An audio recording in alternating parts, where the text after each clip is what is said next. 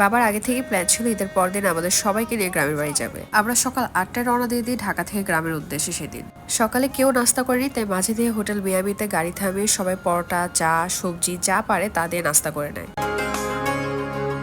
আমরা সবাই গ্রামের বাড়ি যাব আর আমাদের বাচ্চাদের নিব না তা তো হয় না। ওদের এই ফার্স্ট কোথাও লং জার্নি করে নিয়ে যাওয়া হচ্ছিল। ওরা কখনো আগে জার্নি করেনি দেখে আমাদের অনেক কষ্ট করতে হয়েছে গাড়িতে। কোথাও বেশিক্ষণ বসে থাকতে চাচ্ছিল না, একবার আমি কোলে নিচ্ছিলাম, একবার আমু কোলে নিচ্ছিল। ওদের সামলাতে সামলাতে আমরা বাড়ি চলে আসি।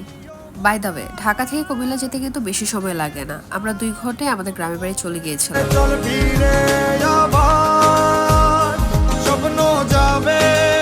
এই যে আমাদের সুইট হোম। বাবা এসেই সকালের বাজারে চলে যায় আর বড় 2টা ফ্রেশ মাছ নিয়ে এসে বলে আজকে এই মাছটা রান্না করতে হবে, সবাই একসাথে বসে খাবো। এই যে আমাদের মাছ রান্না হচ্ছে, আমি একটু লাস্টের দিকে ম্যাজিক মশলা আর ধনেপাতা দিয়ে ফিনিশিং দিয়ে দিচ্ছিলাম।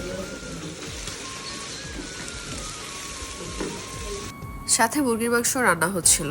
আমাদের রান্নাঘর থেকে গ্রামের এত সুন্দর ভিউ দেখা যায়। ঢাকায় এমন রান্নাঘর আমার থাকলে আমি রেগুলারই রান্না করতাম। গ্রামে কিন্তু কোনো অ্যাক্টিভিটিসের অভাব ছিল না। ওরা সবাই বিকাল হতেই নিচে নেমে যায় ক্রিকেট খেলার জন্য। চলুন আমি আপনাদের আমাদের ছাদ থেকে গ্রামের ভিউটা দেখাই।